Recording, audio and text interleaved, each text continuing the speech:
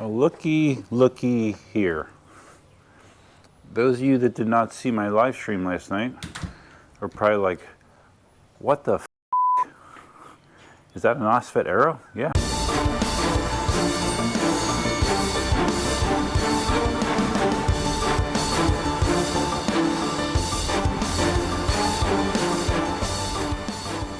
It is. So let's go out on my first real ride and I'll tell you about it. So here I am on my brand new Nosfet Aero that I made with an arrangement with PEV Connection in Clearwater, Florida. If you are in the Tampa, St. Pete, Clearwater area, PEV Connection is a full service PEV store. Sell not only electric unicycles, but scooters, electric bikes, work on one wheels, sell accessories. I knew that they opened up last year, but I never had visited them prior to Saturday. And I got to meet one of the co-owners, Rob Lee, when I was up there. And they are the ones that provided me with the Nosfet Aero. So again, this is stuff that I talked about on the live stream I did last night, a rather brief live stream, about an hour. But those of you that watch the channel are familiar with the F22 Pro that I got back in April. Waited for that wheel for a long time, liked a bunch of things about the wheel, had the highest voltage out there in the EUC community. It has suspension in all four corners, which is a unique thing in EUCs. Very powerful, smooth. Yeah, got it not too long ago. Took it out on, I don't know, 3 or 4 rides. And I have, right from the day one, an annoying problem with the steep dihedral angle that's on the pedals of the F22 Pro. If you look at the dihedral on the Nosfet Aero, it's fine. It's whatever angle this is just fine for me. It doesn't bother me at all. But the steep angle on the F22 Pro, the non-adjustable steep dihedral angle on the F22 Pro was a game changer for me. It killed my enjoyment of the wheel because I couldn't ride it for more than 10 miles without very, very significant discomfort in my feet, ankles, and legs, to be honest with you. Just was not comfortable. And I mentioned before that, some riders like steep dihedral, or even if they don't like it, it doesn't bother them at all. It doesn't cause them any physical discomfort. And for me, it definitely does. I never had a wheel with that much dihedral on it. So the end result of that was I was not driving it or riding it much at all because it was uncomfortable. So last week I saw a notice by Rob that he had a couple Aeros coming in on their shipment that were not spoken for yet. And I made him the offer to trade my F22 Pro for a Nosfet Aero, even up. And yes, financially they are not even up in value. No, they're not, but I didn't really care. Every person I know that has reviewed the Aero so far has almost exclusively positive things to say about it. This wheel weighs almost half of what the F22 Pro does. This is definitely in the class of something similar to a V9 or a Falcon, as far as its size and stuff. But it's unique as well, as far as its specs and looks, and I don't know. I'll be talking about it more in depth. Like right now we're cruising 21, 22, and it feels just fine. So anyways, did I finish my story? Yeah, I drove up to Clearwater yesterday, today's Monday. Happy Memorial Day, by the way. I drove up to Clearwater on Saturday and I swapped the F22 Pro for the Nosfet Aero, and that is why I'm on a Nosfet Aero now. And that's why my feet don't hurt anymore. So yeah, that's the backstory. Trying to keep it as brief as possible. If you want more backstory, you can check out the live stream. I'll have linked at the end of the video. So another thing that the Nosfet Aero has, which is nice, is it has a mid-mount suspension, hydraulic suspension, similar to the Fast Ace suspension that's on Leaper Kim suspension wheels, but it's not Fast Ace, but it's similar. And that's one of the positive things that many people have said, is that the suspension out of the box feels good. And I would agree with that as well. The suspension out of the box does feel good to me. I'll probably tweak the rebound maybe, a little bit, rebound and dampening, but overall the suspension feels good to me. You'll notice that I don't have pads on this yet. I don't even have the Velcro on this yet. The Velcro, I do have the Velcro to put on the sides of the wheel. The order the PEV Connection got, for some reason, the pads were not included with it, so Rob said that he'll send me pads once they get them. And of course, I'm okay riding without pads. Would it help? Yeah.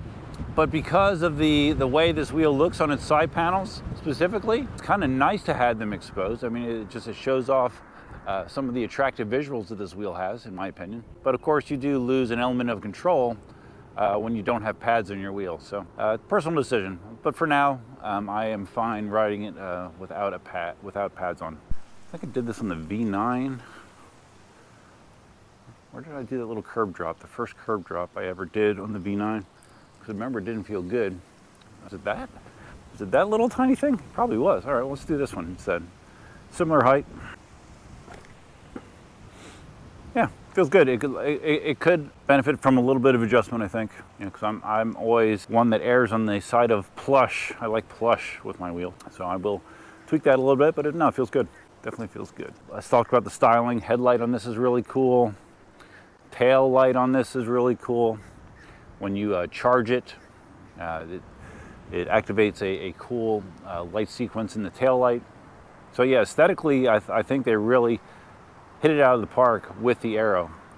But now, of course, aesthetics, and I've said this many times, aesthetics are not the most important thing when it comes to a wheel, to me. Definitely not. A couple quirky / negative things that I've seen so far.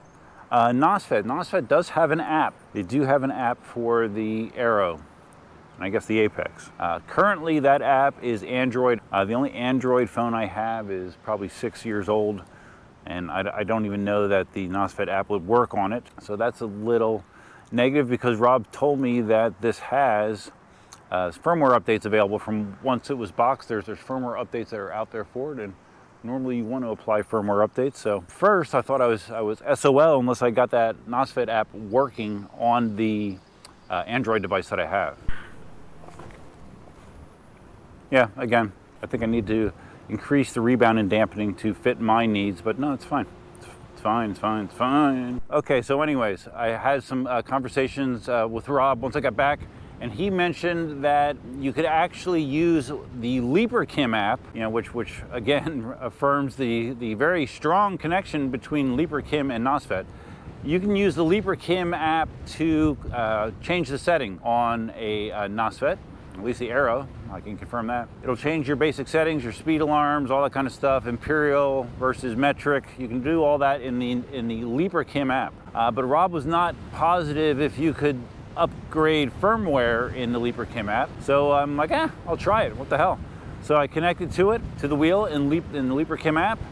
It found the wheel, even though it didn't really know how to identify it, but it did find and connect to it. And then I went into configuration, firmware update, and lo and behold, it found new firmware, 2 revisions newer than what's on here, or what was on here. So you had to stick the wheel on its kickstand in order to do a firmware update, just like LeaperKim wheels. Did that and fired it off, and lo and behold, it worked. Probably took about 10 minutes. It's a pretty big update. Takes a little while to apply, but it installed cleanly, rebooted once, and it was good. It was good. So I was able to do the firmware upgrade with the LeaperKim app. They're like, whoa, what's he ride? What is that? Is that one wheel? How is he balancing on that thing? What the heck? What the heck? I'm just gonna follow him for a annoying amount of time just so I can like pull out my phone and I can record what he's doing, because I've never seen anything like this before. Handling on the wheel feels good. Has a hybrid tire on it. Not pure street, not pure off-road. It feels good. Feels nimble. So, you know, tire's always a big thing. That tire seems a-okay. These pedals, some people criticize the pedals because they are unique. They're kind of, I don't know, they're different looking. I'll show you once I get off. But as far as comfort, they feel fine. And you know, I have big feet, and I feel okay. My feet feel adequately supported. So maybe if you're planning to do aggressive off-road with an Apex, which it isn't really designed for, I guess you can, but it's not really designed for that. You would want different pedals, but for what I'm using it for, I think it'll be just fine. The wheel does come with a stock 5 amp charger. I think the battery capacity on this is somewhere around 1100 watt hours, something like that. So a 5 amp charger is more than adequate for that. One of the negatives, really the only strong negative that I've seen with this wheel, and again, it traces back to the Leaper-Kim lineage, right? For some reason, Leaper-Kim seems to not prioritize ease of charging in their wheel design. With Nosfet, the port, it's a single port, it's in the back, it's covered. To charge it, you need to lift the trolley handle to get adequate access to it. Otherwise, it is a certified pain in the ass if you don't lift the trolley handle. But the thing is because it's on the back, if you have it on its kickstand, it's difficult to put the charger in, the plug in. So you kind of need to like hold it up awkwardly to plug the charger in, or put it on an EUC Army stand. That works. I did verify that. Or, well, actually this is an option. Or like with some other wheels, what I would do is other veteran wheels, I would tip it forward, and it would, even though it wasn't ideal, it would sit on its nose while you connected the charger to the rear port. With the Apex, keep mixing those two up. With the Aero, it absolutely does not want to sit on its nose. There's no flat surface or straight surface for it to sit on its nose, so kind of awkward charging the thing. But the worst part of it is the cover that they have for the charge port. On the outside, it's rectangular. On the inside, it has a circle, and that circle is designed to go around the charge port. There is two parts to it. There is a protruded part that's supposed to go inside the charge port where the pins are, and then there's like a circle, an indented area where you're supposed to push it all the way in to seat it. There's no two ways about it. It's a pain in the ass, and there is a little hinge that attaches it to the wheel, but evidently people have broken that easily trying to fight with that charge cover to get it on. It's really inconvenient, not well thought out, which is a shame, because it seems like there's so many things on this wheel that are really thought out well, but charging does not appear to be one of those things. So I mean, I charged the wheel, I got the port back on, but yeah, it was a struggle, way more than it should be. Larry, who also has an Aero, had similar struggles. I think in his case, his door is totally broken. I don't know why. I don't know. It's easy to break. It doesn't give you much wiggle room to actually get the cover in place. So there could be a need for a 3D printed solution just to cover that charge port. Maybe I'll provide it. Maybe someone else will. Off topic, but did you know that Costco closes on Memorial Day? I did not. I drove all the way to Costco today, hoping to get a couple things, and they were closed. Aww. I don't know, maybe that was my bad, just assuming that they were open on Memorial Day, but just for all of you out there, make a mental note, Costco is not open on Memorial Day. Probably not Labor Day either, I guess, right? Wheel feels very maneuverable, way easier to do a tight turn than the F22 Pro. Just because you don't feel like you're hanging 50 pounds out over the edge of the wheel when you're doing the turn. Yeah, I much prefer this for my riding reality nowadays.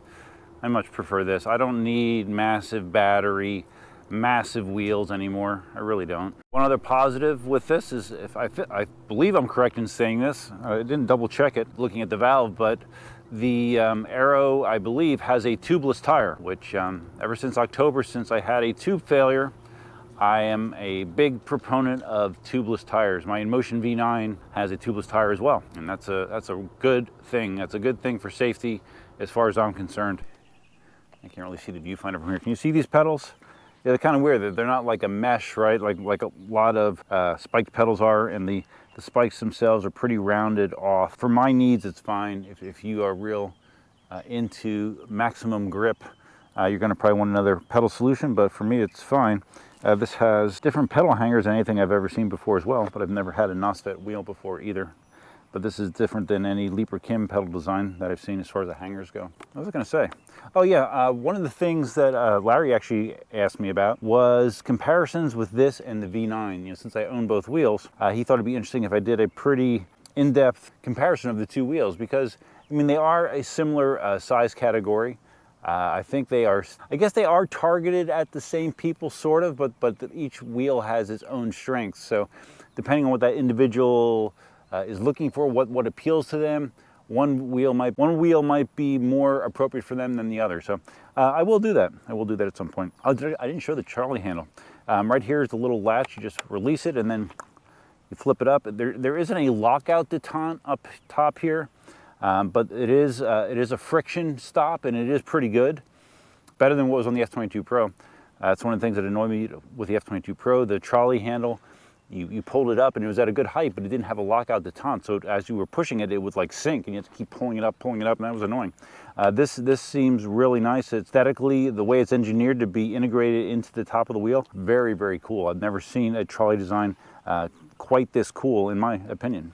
And you just lock it back down in place and you're good to go. All right, let's finish this out. We're just gonna go up to the end of the Greenway and back, and this is just a first ride, right? This isn't an end all be all ride. This is just a first ride. The display on the Nosfet Aero, again, very Leaper Kimish, although different. I mean, it is a LCD, but the layout of the screen is different. The visuals of the screen are different, and the button configuration is different than the other Leaper Kim wheels that I've used. So, but it seems fine. Seems fine. The firmware update, one of the things it fixes, like if you have an out-of-the-box Nosfet with the original firmware, if you try to go through the different settings on the screen, you'll notice there's really small text that tells you what each setting is that you're looking at. And with the stock firmware, it like flashes so quickly, it's very difficult to make out what you're actually adjusting or looking at. With the updated firmware, it slows it down so it is more visible. So if you are having that issue, update your firmware. Feels really nice.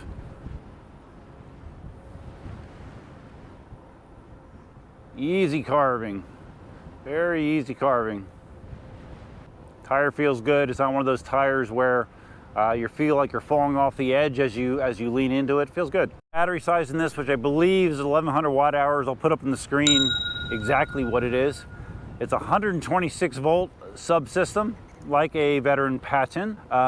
You compare that to a wheel like the V9, which is only an 84 volt subsystem. So there's definitely some performance enhancements with a wheel like this. The battery cells, I'm not sure if it's 50S or 50 GB batteries. I need to verify that. I'll take a look. But I can tell you, seat of the pants, this feels more than adequate. Top speed, I believe, is 34, 35 miles an hour, somewhere in that neighborhood. I don't see me taking this wheel over 30 miles an hour. In its use case, I don't have a need to do that. So yeah, adequate speed for a compact suspension wheel for me, for sure. Yeah, but 20% faster than a V9 top end, so that's great, right? I am curious how the range on this works out. You know, the higher voltage wheels will have sometimes less range, so we will see how the range on the Aero works out. I will be doing a range test on this wheel because the pedals don't feel like they hurt my feet. So if I can ride 10 miles in this and my feet don't hurt, I can do a range test. And right now we're at 8.5, so we're just about at that threshold. Another random fact, I went to see Mission Impossible last night, which I believe is supposed to be the last Mission Impossible. I think Tom Cruise is 60 years old or something like that. I wish I could say I loved it. I didn't, I really didn't. It was just silly.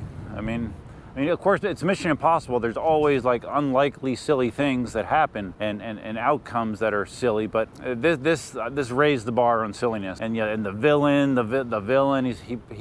he really should have had like a long mustache that you could twirl with your fingers, because it was kind of corny, over the top, and I don't know. I mean, lots of action. I mean, and it's long. It's very long. I think it was almost 3 hours. So it's very long, lots of action, but overall, as a movie, I didn't think it was that great. So, but anyways, you might enjoy it, you might not. Small drop here. Right here, it says drop off.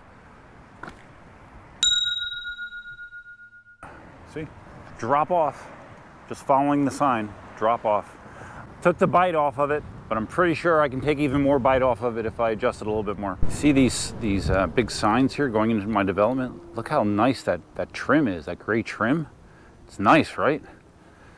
It's nice because that's one of the things I did this weekend is I repainted that trim because it was faded from the sun. Volunteered to do it. Got to be a good community member, right? Even though I have no pads, I'm not feeling any sharp edges when I'm mounting and dismounting. Sometimes that's a problem with wheels, that if you don't have a pad on there or something, it can literally hurt your leg, cut into your leg when you're trying to mount and dismount. The nice rounded surfaces on the Aero caused that to be a non-issue. And if you didn't get a good look at the pedals when I was sitting down on the bench, right there is what the pedals on the Aero look like. All right, so that wraps up my initial ride on the Aero. That was yeah, just under 10 miles, 9.7 miles. And overall, it felt really, really good. Very solid, maneuverable. Suspension, I'm going to probably try to see if I can adjust the rebound and dampening to make it a little more towards my taste, but the suspension is good, tires good, power's good, aesthetics are good, and even though on paper, financially, the value of an F22 Pro to a Nosfet Aero is not there. As far as my personal enjoyment, it is. I feel much better having a wheel like this that I can ride easily, comfortably, with it being good looking, convenient, all that kind of stuff. So if you found this video interesting, please think about giving it a big thumbs up. If this is your first time visiting the channel, please consider subscribing. And if you're going to subscribe, you can hit the notify bell that's over there somewhere. Feel free to leave your comments, suggestions, ideas, and thoughts below. Like I mentioned, I did a live stream last night. If you want to check that out, I'll have that linked at the end of this video. Huge thanks to my channel members. Channel members are over there. Channel membership is inexpensive. There's a bunch of perks that you get with channel membership. Check it out if you want to. Let's see, what else? I think that's it. It's hot. I'm sweating. I'm hot and sweaty. So I think that's all I have for now. Oh, one more thing. If you made it to the end of this video, thank you. Thank you for watching the video to the end. That helps more than anything. Video watch duration is everything in YouTube. So if you made it to the end, please let me know that you did so by putting in your comment, #Aero. And and feel free to leave your thoughts about my solution to the dihedral angle problem on the F22. It's funny, I mentioned on the live stream last night, that was the biggest problem I had with the F22 Pro. KingSong announces the F18 has a few days ago puts out like all their major features. One of the major features on the F18 is adjustable pedal angle. Aww. Why not on the F22 Pro? That's really dumb in my opinion. That's dumb. So anyways, that's all I have for now. Hope you have a great upcoming week, and until next time, Duckman out. Are you waiting? Are you patiently waiting for your walk? Is that what you want? Your walk? Okay. We'll go for the walk.